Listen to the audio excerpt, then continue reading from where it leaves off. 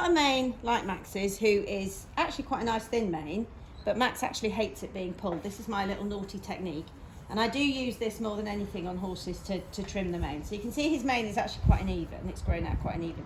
So what you do is you do the back comb as normal, but then you take your scissors and you go up on the angle and just do lots of little cuts. Okay, so take your longest bit, back comb. You're doing it at about the level you want it to be. Okay, so this is my little sneaky, cheaty mane shortening method.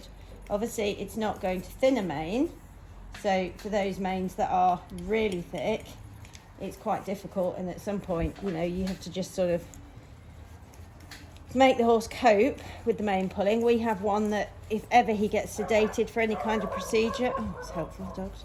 If he gets sedated for any kind of procedure, then we're all in there like a swarm of bees on him with mane combs to pull as much out as we can while he's still under.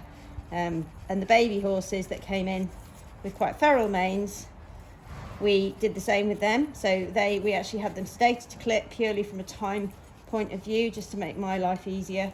But then it meant that I could get in quickly and pull the manes, because let's face it, ripping hair out is actually a little bit of a nasty thing to do.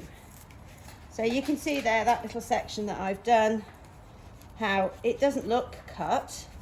You know, the ends are still quite natural, but it's a very good way of having a horse that doesn't like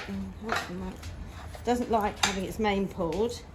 It's quite a good desensitization tool as well. You can just have a little play, cut some bits, pull some bits, you know, but you don't want to be ripping hair out and getting them really upset, really. We're a little bit more humane than that these days, fortunately. So that's it. That's my little mane pulling technique. That'll do.